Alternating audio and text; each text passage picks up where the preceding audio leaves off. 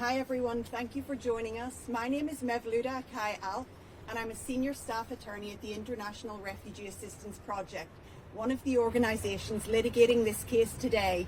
Behind us is the Minneapolis Federal Courthouse, where we just completed oral arguments in UHA v. Bondi, a class action lawsuit challenging the unlawful arrest and detention of refugees in Minnesota. For most of January, until this court issued a temporary restraining order, armed ICE agents were going door to door, arresting members of the Minnesota refugee community and sending them in shackles to detention centers in Texas as part of what's called Operation Paris. There, many refugees were subjected to intense interrogation without access to an attorney and then released on the streets of Texas without money, identification, or any way to get home. As a result of that temporary restraining order, the government was forced to stop these arrests and release refugees back to their families and the communities where they belong. But that protection will expire next week. Without a new court order, the government has made it clear that it will continue to arrest and indefinitely detain lawfully present refugees in Minnesota. In fact, only yesterday, the government released a memorandum stating that they intend to take their unlawful policy of arresting and detaining refugees national.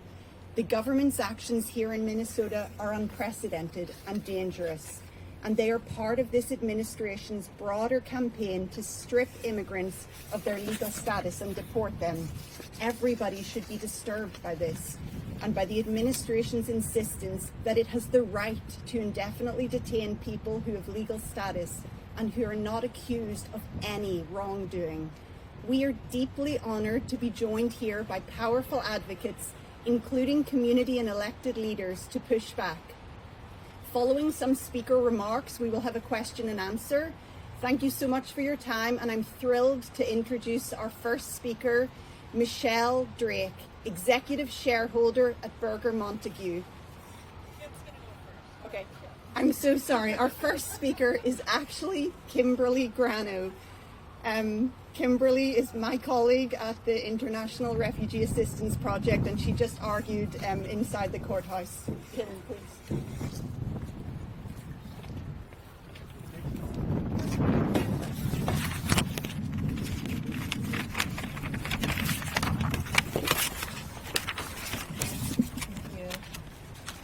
My name is Kimberly Grano, and I'm a staff attorney at the International Refugee Assistance Project, a legal aid and advocacy organization that provides direct legal services to refugees and other displaced people.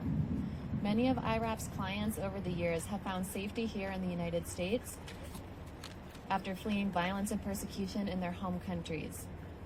They arrived here to a new home, hoping they would never have to live in fear again. However, for many of them, their dream of living in safety and stability has now turned into a nightmare. One of our plaintiffs was at home when someone knocked on his door saying they had hit his car. They initially described a car that wasn't his, and he told them that they had made a mistake. They came back with a description of the correct car, and when he went to help them, they arrested him and sent him to Texas in shackles to be interrogated. Even though he is now back home, his wife still wakes up in the middle of the night petrified that the government is going to take him away from her again. Since the passage of the Refugee Act in 1980, refugees have been admitted to this country and applied for green cards after a year without incident. Until January, at no time has the government claimed that they're entitled to detain all refugees for days or weeks just because they didn't apply exactly at the 1 year mark, or if they have applied because the government hasn't acted on their green card application. In the government's arguments today, they pointed to a policy they announced just yesterday that claims that for 45 years, the government had it wrong. Refugees who have gone through extensive vetting and years of waiting are subject to mandatory detention on their 366th day in the United States. This policy is unlawful, nonsensical, and is terrorizing entire communities. Dozens of families have been re-traumatized, and most of them still don't know what will happen to them next. Tens of thousands of immigrants have been living in fear, too scared to leave their homes or go to work or school, for fear of getting snatched away. That fear will linger. What we are seeing here is the start of a national campaign to transform refugee status from something permanent to something the U.S. government can take away at whim. We were in court today because we will not stand for this. Refugees and immigrants of all types around the country are looking at what is happening in Minnesota with fear, but also hope from the tremendous efforts to push back against these unlawful actions. Together, we can stop the government from illegally targeting law-abiding refugees for arrest and detention. No one should live in fear that their government will target them because of who they are or where their families come from. We will defend our communities and stand up to any attempt to strip people of their status, their livelihoods, and their safety. Thank you. Thank you, Kimberly. And our next speaker is Michelle Drake, Executive Shareholder at Berger Montague. And Michelle just argued inside in the courthouse.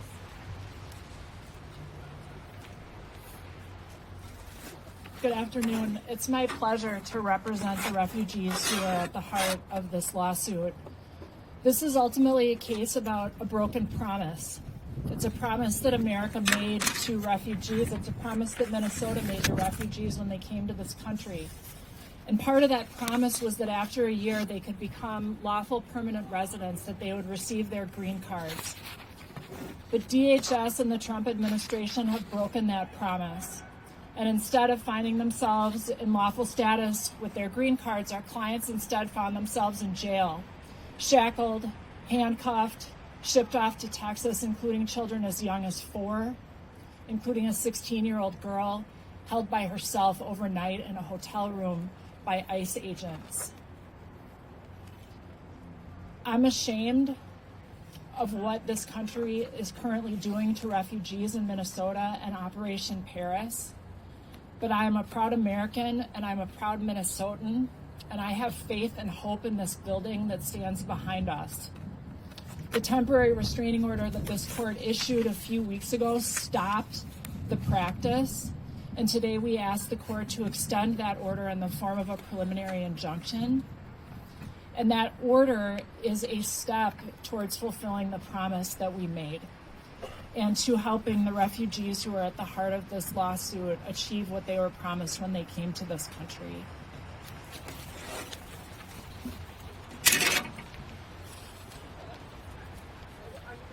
Thank you, Michelle. Our next speaker is Taylor Kohler. She's a staff attorney at the Center for Human Rights and Constitutional Law. Taylor.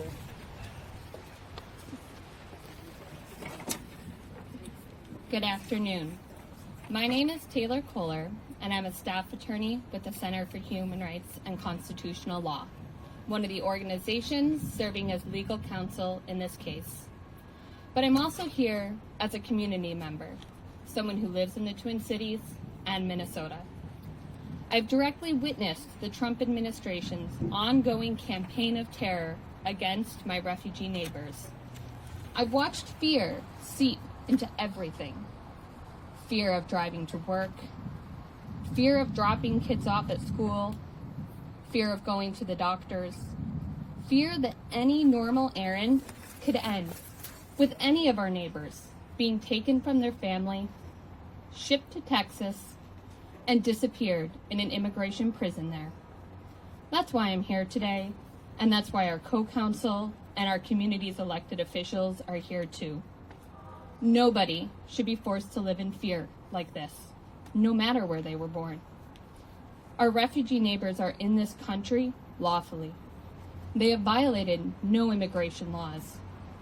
They survived persecution to arrive in our community where they believed they had finally found peace and safety. But Operation Paris, the campaign targeting Minnesota's refugee communities, which this lawsuit challenges, isn't about public safety or enforcement of immigration laws. It's just another tentacle of a broader immigration agenda that feeds on racial scapegoating and public terror. It's an attack that harms our neighbors whose skin isn't white enough and whose accents are treated as threats. Our refugee neighbors should be living full lives, thriving lives right now. They survived wars and state-borne violence. They waited years for the chance to rebuild their lives here after undergoing a vigorous vetting process prior to being invited into our country. Minnesota welcomed them, we still do, and they are Minnesotans now. And now they deserve what all Minnesotans deserve. They deserve safety, they deserve peace. And they deserve to go to Art of World this spring and the chance to eat fried ranch at the state fair this summer. And to do so without looking over their shoulder for ICE. They deserve to live without fear. And that's why today's request for a preliminary injunction matters. Refugee communities have endured enough fear already. They should not have to endure more because of the government's unlawful Operation Paris. We're hopeful that the court will grant this preliminary injunction to protect Minnesota's refugee communities while this case proceeds.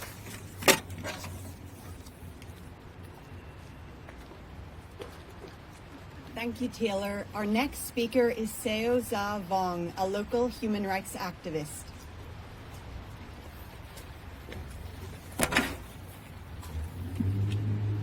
Hi everyone, my name is Seo Za Vong, a Hmong Vietnamese refugee from Vietnam. And today I stand before you as a refugee and as someone who has spent many years advocating for religious freedom for the Hmong people in Vietnam. My family did not leave our homeland because of poverty. We left because of our Christian faith. No one wants to leave their own country, and no one wants to leave their home, their culture, and their ancestors. But when your faith is used as justification for oppression and violence against you, when the future of your children is compromised, you must leave because you choose life. The journey to relocate to another country as a refugee is long and painful. We wait for many years. We went through many interviews with the United Nations High Commissioner for Refugees. We had to tell our story again and again. The threats, the fear, and the persecution. Each time we told our story, we had to relive those memories. After that, we went through the U.S. government screening process, security checks, background checks, and medical exams. Refugees are among the most carefully screened groups entering this country. When we were accepted for resettlement to the U.S., it was not just a good news. It feels like a miracle. America gave us something we did not have before. Freedom to worship God, freedom of speech, and the freedom to live without fear. For that, I am grateful. But recently, my family experienced fear once again. My aunt, who is also a refugee, was arrested by ICE. You may have heard about her story by the local news. She arrived in Minnesota by the United States Refugee Admission Program. She has no criminal history. She was on the plane in Texas and almost deported back to Vietnam, the very place our family fled to survive. This brought back all the fear from before. To be clear, we are not asking for special treatment. We are simply asking for promises to be kept and our humanity to be respected. No one deserves to relive the fear of systemic persecution they escaped from. For many years, the United States has represented religious freedom and human rights. Those values are the reason people like me believe in this country. I stand here not speak against America. I stand here because I believe in America. I believe America is strongest when it stays true to its values, when it protects freedom, and when it protects those who came here in good faith, legally, seeking safety. I am a refugee, and I am grateful to the United States to giving my family safety, dignity, and hope. Thank you for listening.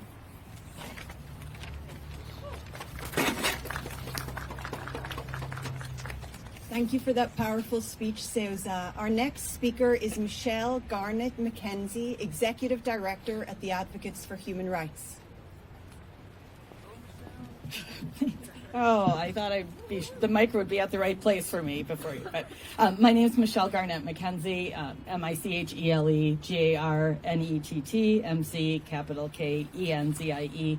I'm the Executive Director of the Advocates for Human Rights. And first, I want to thank our council, Berger Montag, the Center for Human Rights and Constitutional Law, and the International Refugee Assistance Project for representing us in this unprecedented attack on Minnesota's refugee community and on refugee protection itself.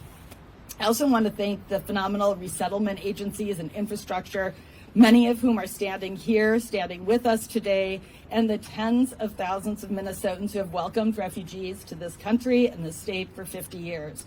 We are proud to be part of this community, and we need to fight for it.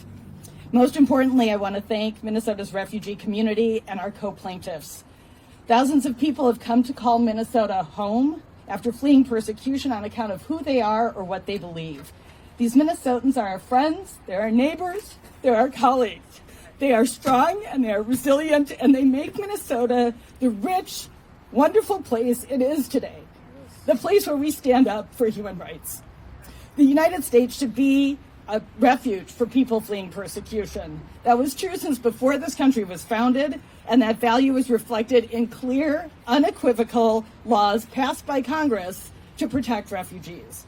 But as part of this wholesale attack on immigrants, the administration is attempting to unlawfully strip status from refugees. They launched this campaign in a way designed to strike fear into our community, going door to door, grabbing people from their cars, arresting them, sending them in shackles to detention centers where they faced interrogation alone. This is illegal and it's wrong. As the federal government continues its agenda of exclusion and expulsion from the United States, we will continue to oppose them and to champion the values on which our community stands. Thank you.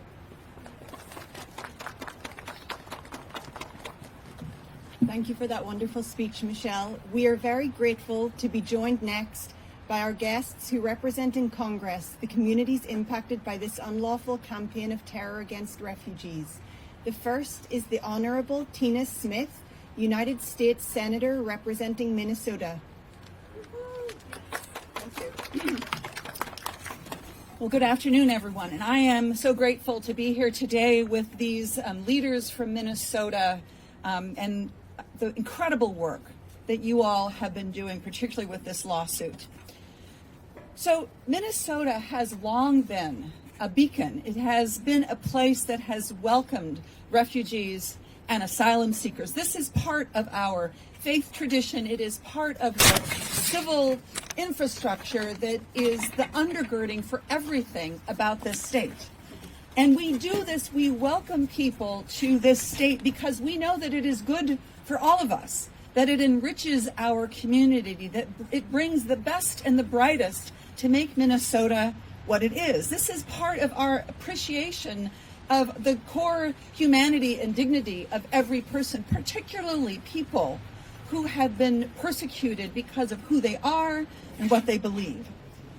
Operation Metro Surge and Operation Paris are a subversion of these values. They are an undermining of the rule of law in every way. They are undermining also our public safety. They have created a world in which people who live legally in this country don't feel free to leave their own homes. People across the state of Minnesota, not just in Minneapolis and St. Paul, who feel very vividly the risk of being questioned, arrested, detained, assaulted because of what they look like, because of their status. It is a cruel irony that refugees fleeing persecution from countries who have been lawfully admitted to the United States, they have been carefully and thoroughly vetted, as Mr. Vang described, who have done nothing wrong, people who have followed all of the rules. It is a cruel irony that these people are being persecuted here in the United States because of who they are. And let's be clear, the individuals that are being persecuted are being targeted in a cruel and arbitrary way. They are being targeted because of what they look like, because they are black or brown or Asian. And this is hurting the safety and security of everybody in this community. Now, last month, Judge Thunheim issued an order prohibiting the arrest and detention of individuals who are here lawfully as refugees and ordering the immediate return and release of these individuals should they have been taken out of the state. And today we had an encouraging hearing, I think. I believe from what I have heard of what happened inside this building that the government failed to offer any coherent argument for their policy in either law or fact. And so we will continue the fight for justice in the courts. We will continue our work to end these illegal operations for the good of immigrants and refugees in this state of Minnesota, this beloved state of ours, but for the good of all of us. I want to just add one point that I hope will be of interest to everybody here today also, which is that I want people to understand that Senator Klobuchar and I earlier today sent a letter to the Attorney General Bondi, telling the Department of Justice how deeply disappointed we are that they are so far refusing to allow a state cooperative, independent investigation into the killing of Alex Preddy, and urging the federal government to reverse this decision. I know the Representative Omar has been working hard on this as well. This is not directly related to the lawsuit that we have been talking about here today, but I think it's important to this audience, and I wanted you all to know that as well. So thank you very much, everyone. Thank you, Senator Smith. We now welcome the Honorable Ilhan Omar, United States Representative for Minnesota's 5th Congressional District.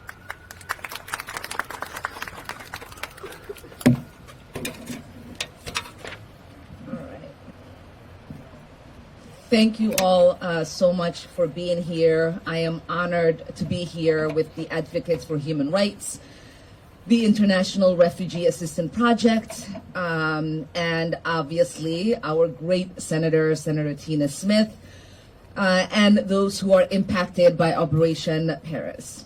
When Operation Paris was announced in January, we knew that USCIS would have a hard time finding fraud. Refugees are among the most vetted people in the entire world. People wait years, even decades, to get through the vetting process of the FBI, DHS, Defense Department, and multiple security agencies. There is absolutely no reason for Trump to claim there is a rampant fraud in the refugee system, because we know this isn't about fraud. This is about targeting people from black and brown countries simply because Stephen Miller doesn't want us here. My family fled civil war when I was 8 years old. We lived in a refugee camp for 4 years, waiting for our paperwork to be processed, waiting and hoping that we would one day have a chance at the American dream, waiting for our chance at peace and stability and opportunity. For many refugees escaping paramilitary violence, masked agents of government, and corrupt court systems, they know firsthand what it's like to be targeted by an authoritarian government. They know what it's like to have their front door smashed in without a warrant. They know what it's like to be surveilled and targeted and arrested for no reason. And they did not expect it to finally get to the United States only to experience a similar terror here. What horrifies me the most is that this is really just an excuse to traumatize and terrorize people who have already experienced unimaginable suffering and fear. It is an excuse to drive people out of public life. It is an excuse to break people, to make them so afraid that they are willingly leaving the United States rather than fight the illegal actions of the Trump administration. In so many of these cases, people are injured, denied medication, shipped to Texas, or held at Whipple Building for days. People eventually had interviews with USCIS. They were granted a green card, and then they were released on the streets in Texas without phones, IDs, or any way to get back home. In what world does this make sense? In what world is this efficient use of our tax dollars? In what world is this acceptable way to treat human beings? I am so grateful that the advocates and their partners are fighting this in court. And clearly the judge's initial temporary restraining orders show how cruel and unnecessary and illegal this operation is. And this is just the first step. We need full accountability for the officials who created such a blatant illegal operation. We need accountability for the agents who hurt people and denied medical care.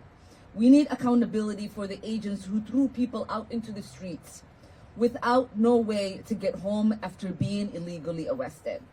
And we need accountability for Stephen Miller, Kristi Noem, Greg Bovino, and every member of this administration who thought they were above the law.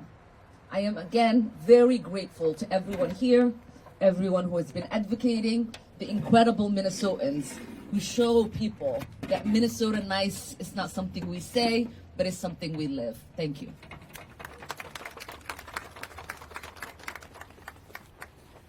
Thank you for those inspiring words, Representative Omar, and thank you to all of our speakers. We now conclude today's prepared remarks and will open the floor to questions from journalists.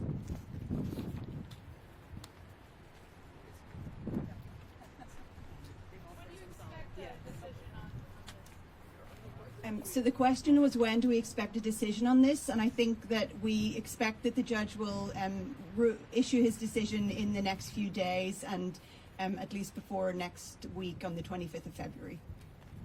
So for our congressional representatives, what sort of movement do you see, if any, in, as far as DHS funding here? That's going to be a huge issue. You know, constituents here are really riled up by it. So what do you see from Democratic leadership? Well, so I think first it's important to understand that what we are trying to negotiate with the White House is just a set of very basic guardrails for how federal agents behave in their activities. And the easiest way to explain it is to say that they would be the guardrails that you would expect to see from any local police department. I have to tell you that so far the negotiations have not been going well. There have been some offers traded back and forth. I know that the Democrats in the Senate continue to try to negotiate in good faith, but so far there has not been much movement that I'm aware of. I think it's important for people to understand something else as well, which is that because of the Republican legislation in this so-called Big Beautiful Bill, well over $170 billion was in funding was provided to the Department of Homeland Security, $75 billion just to ICE. And so in my mind, at least, I don't speak for everyone in my caucus, in my mind, this lawless agency doesn't need another penny more of funding, and certainly not until we get some common sense guardrails around their activities.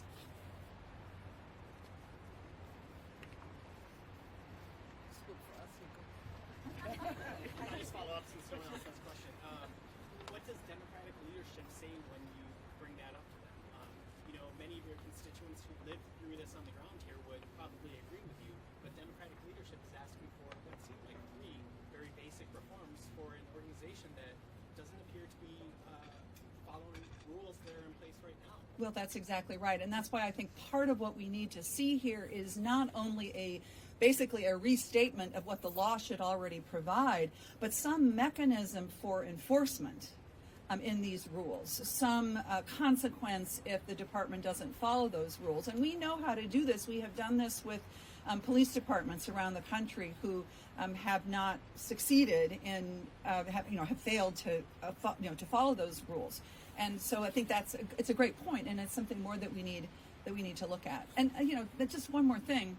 My view of this is that we need to take this department, ICE and Customs and Border Patrol, we need to tear it down to the studs and start over. I think there is a rottenness to this agency that can't be solved by some simple guardrails around their behavior. But we need to start somewhere, and I'm looking to minimize the harm that could be done.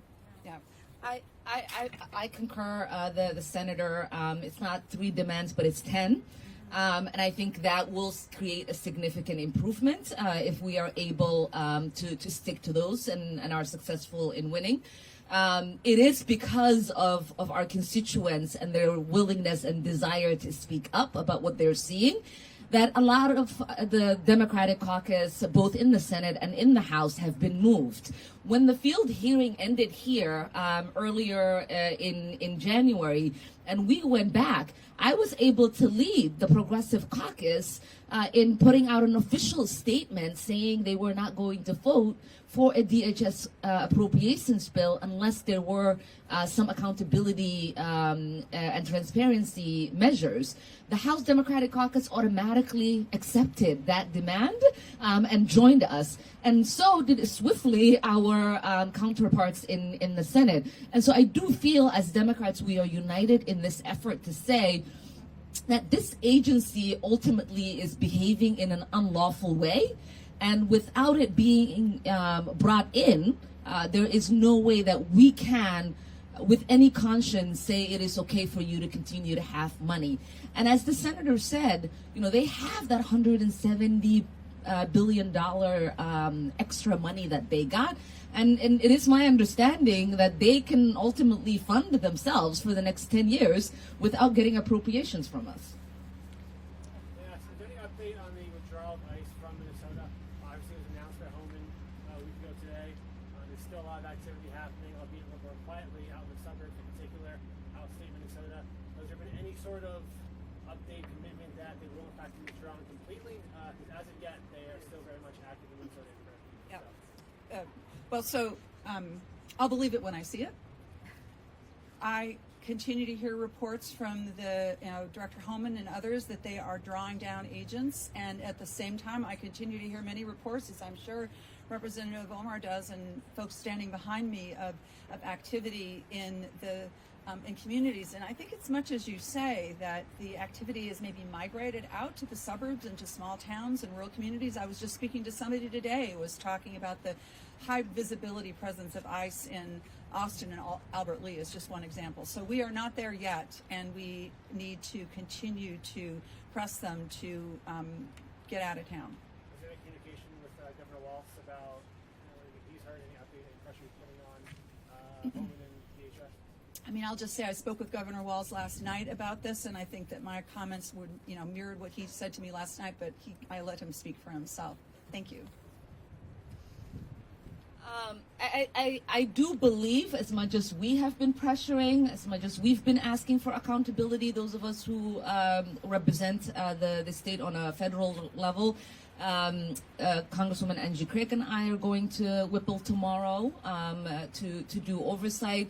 I know that our governor continuously is asking for updates, is continuously expressing his frustration in not seeing more of a visible pulling out. We continue to hear stories in greater Minnesota, but we also, last night at my town hall, someone was describing how there's ICE staging in the schools in Fritley and in Columbia Heights, in Crystal and in New Hope. Someone was describing in North Minneapolis, at Lucy Laney, how they're still staging, and so we continue to hear these stories of ICE continuing to terrorize our communities. Yes, the visibility of them with their paramilitary fatigue walking up and down our streets might not be there or has not been in the way that it used to be, but we are not comfortable with what we are seeing so far. And unless we go back to having this terror and this occupation fully end, none of us are going to stop talking about it. None of us are going to stop the pressure. I have a quick question from our reporter, Uba Ali, if that's okay. Are there any more questions about the case? The question she has is, in the state, how many lawful refugees have not secured permanent U.S. residency and could be left longer? There are 5,600 unadjusted refugees in the state. That was the figure put out by the administration.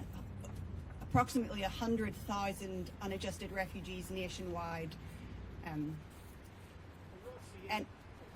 go ahead.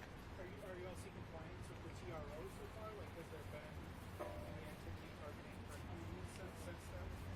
Our TRO was successful in getting many dozens of refugees out of detention. And that's why it's important that we get a preliminary injunction that will stay in place throughout the pendency of this litigation and continue to achieve that. But you haven't seen any examples of agencies targeting or arresting refugees since then? I can't speak to any other individual examples. What are the federal implications for those folks? You said 100,000 people might be impacted. Like, if this case moves forward, like you hope it does, what will be the implications for those folks? So this case is challenging the detention policy in Minnesota, and it's limited to Minnesota. So if there are any other questions about the case, we're happy to answer those. If not, I think we'll wrap up and let everyone get back inside. It's cold out here. Thank you all so much for joining us today, and please feel free, if you have any follow-up questions, to email media@refugeerights.org. Have a wonderful evening.